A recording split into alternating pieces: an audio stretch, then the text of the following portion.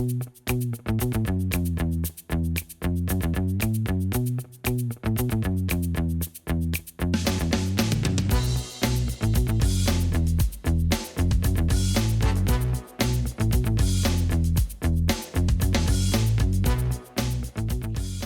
and welcome to Unhacked. I'm Bryan Graf, SVP of Compliance Advisory, and we're going to do something a little different. We're going to continue on our deep dive of CMMC. If you're in the federal government vendor space, you probably already started to prepare or worry about preparing for CMMC, but this is something that's going to affect a large percentage of vendors in the US, so we thought it'd be important to run through this new standards and this process. So last week we talked about what CMMC is, its purpose, its controls, its maturity levels, just about a little bit about what it is. So this week we're going to talk about how you start to prepare for CMMC. The first thing you have to do is determine whether CMMC is applicable to you. So how do you do that? Well, if you are a part of the defense industrial base, if you provide services to federal agencies or to vendors that service federal agencies, you potentially are, if you're in the defense industrial base, you definitely are required to comply with CMMC. But if you are the latter, if you are providing services to vendors that provide services to federal agencies, you might still be under CMMC. So if you're a subcontractor on a prime contractor's agreement to service federal agencies, you could be potentially under the CMMC domain. So how do you determine whether you're under CMMC? As we noted earlier, CMMC applies to organizations that have access to CUI or FCI. So what's CUI? CUI stands for Controlled Unclassified Information. Typically, data is classified into three levels. Public, meaning it's free for public use. It's like marketing material or something like that. It doesn't require any sort of protection. And then there's confidential or classified, meaning secret information, highly sensitive information that requires the most stringent of security controls to protect it. And in terms of classified, you have to have a special government clearance to access it. So CUI is everything in the middle. It's what's called internal data. So in the private business world, usually stratify data into three levels: public, internal, confidential. And in the government, it's public, internal, and classified. And there may be more levels depending on the size of the organization, but those are the three levels that normally you classify data into. CUI is that internal layer. It's anything that's not classified and it's not public that the federal agency could determine this needs to be protected by CMMC. FCI, as we discussed in the last episode, is any federal agency data or data produced on behalf of federal agencies in the process of procuring services. So things like scoping questionnaires, diagrams, statements of work, things like that could potentially be FCI. So the good news is federal agencies are required to tell their vendors whether data is CUI or not. You are not responsible for determining whether the data you get is CUI or FCI. The bad news is the CMMC program is still being rolled out, and the NIST 800-171 program was still pretty ineffective. So you may have been provided CUI data already by a federal agency, prior to this program even starting. So you may have the requirement to protect this data even though you haven't been told it's CUI. Now, the agencies do have the responsibility of telling you that. However, if you already have that data in your system and you're breached, yes, you could tell the regulators, well, I didn't know that it was CUI, but you're still responsible for protecting that information and that data. So how do you determine whether you have CUI or FCI data in your environment or going to be receiving it from an upcoming project or service you're going to be offering? Well, first thing you need to do is review all of your contracts and make sure none of them have already stipulated that you're going to be receiving CUI or FCI. Make sure you review all the supplemental material as well, because it may have been put in a scoping document or an addendum or questionnaire and not specifically written into the agreement, but you were told in one of those supplemental documents that this is CUI, this is FCI, this needs to be protected accordingly. you want to make sure that you weren't already informed of that. So if you've gone through all of your agreements, all your correspondence, and your setup documents, and there's no mention of CUI or FCI, you want to reach out to your customers, and especially those that service federal agencies, and ask them, have you been told if any of this data is CUI or FCI, or we're establishing our program. We want to make sure that we have the commensurate controls over this data that you're giving us. So let's say you've looked through your agreements, you've talked to your customers, and you do currently ingest CUI or are going to be ingesting as a component of an upcoming service. Now, what do you do? So once you've determined that CMMC applies to you, you need to establish a CMMC security program. And the first part of that is performing a risk assessment. This is a requirement for CMMC. It's a requirement for almost all compliance standards. So even if CMMC doesn't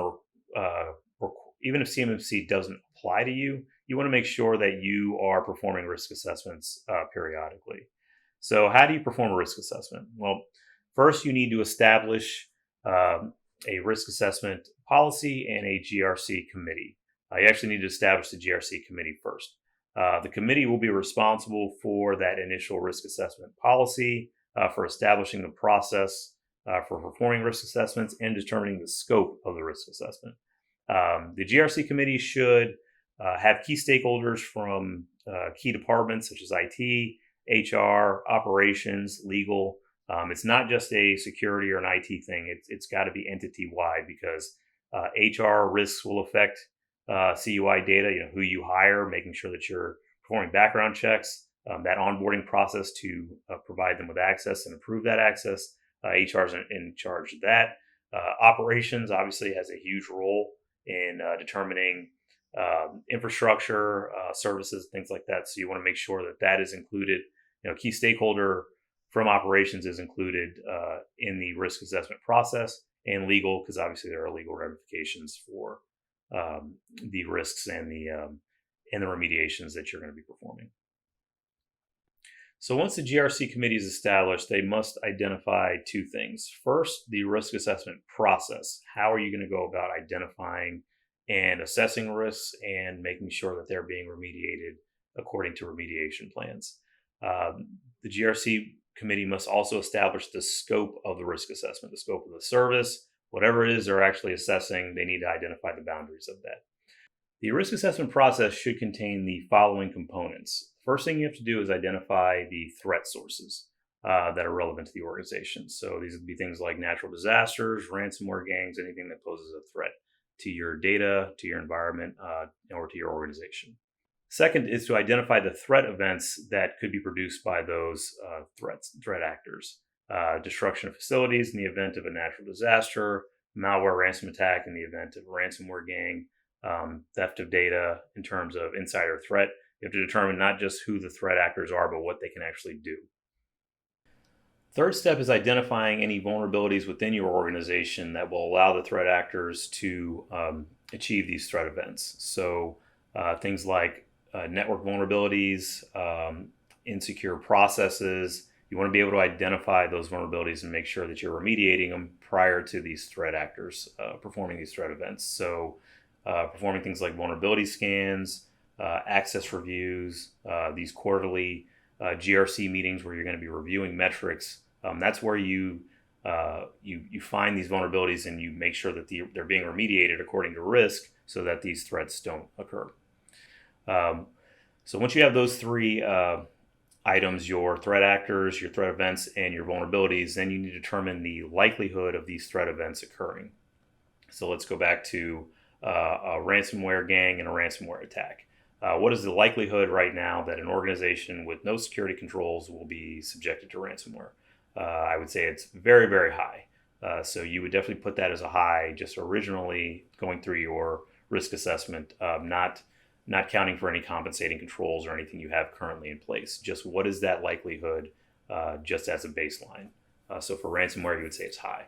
For things like natural disasters, for instance, we're in Florida, so hurricane, we could put medium to high because we experience hurricanes pretty regularly here. Depending on where you are, natural disaster may not be as big of a threat.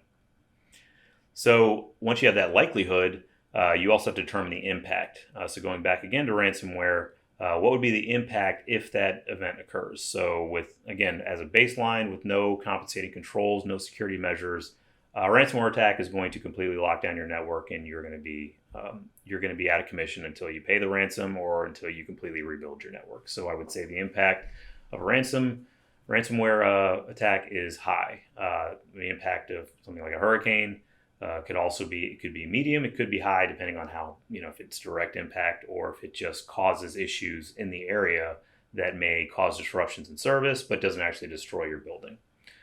So determining that impact and the likelihood, that together determines your overall risk. So ransomware, high likelihood, high impact, that is definitely a high risk. And that means that is something your GRC committee must sit down and determine, how do you remediate that risk? How do we get that down from a high, hopefully down to a medium, and then to a low? So once you have that initial risk for that one threat event, you want to identify your compensating controls. So for instance, our customers, we run our managed cybersecurity compliance program over their enterprise, and we deploy SIM, which is the security information and event management system that detects unauthorized activity and security events in your system, and our XDR through CrowdStrike, which allows us to do active response on endpoints. So when you have those two compensating controls in place, you can effectively say that you've reduced both the likelihood of a ransomware attack occurring, because it can be detected and stopped, and the impact of that attack, if it gets through, because it will be stopped at the laptop or the workstation layer. It's not going to propagate throughout your entire network. So you have to determine for each one of these threat events your initial risk and your overall risk when you bring into account all of your compensating controls. So you have to determine exactly how you're going to do those 5 steps, the level of rigor you're going to put into the quantitative analysis. Are you going to have 3 layers of risk? Are you going to have 5?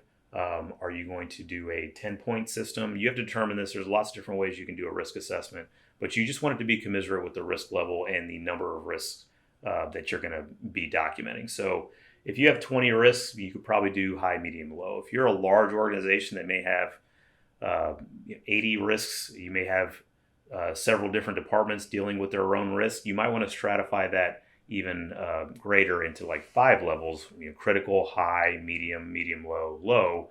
Because if you have 30 high risks, how do you know which ones to go after first? You need to make sure you can really determine what are the most critical risks and which ones to remediate first. So your GRC committee has been established. It's determined the service and the goals of the business, and it's determined the assessment process. Now it has to determine the scope of the assessment. So the scope is going to be your CUI environment. It's going to be every asset that touches CUI data. So what this GRC committee needs to do, and with the help of your IT operations, is to determine the data flow of any CUI in your organization through your service offerings. So how does CUI get in? Are you getting it through email? Are you getting it through an API? Is there a secure share? What are you doing when you're processing it? What databases, what cloud solutions, what servers are being used to manipulate this data? And then how is it being transmitted back to the organization, if it is? Are they generating reports? Do they access a portal and pull their own data down? Are you emailing data to them? It depends on the service that you're providing, but you need to make sure that entire process, ingress and egress of CUI data and FCI data, is mapped out.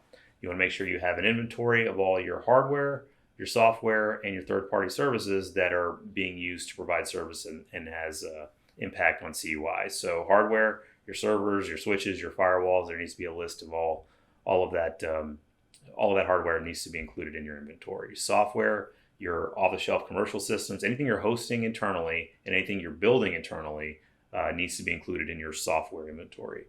And then the third part is third-party services. So if you're using a cloud service, you want to make sure that you're including that in your risk assessment. So once you have your inventory, then you need to determine your information sources, meaning what is the GRC committee going to review to determine the risks, the threats, the compensating controls, and the ongoing remediation. How are they going to determine whether your risks are being identified correctly and whether remediation is occurring as needed? So these are going to be things like operational metrics reports, vulnerability assessments, penetration test results, scans, SIM outputs, SOC reports, phishing campaign reports, reported HR incidents.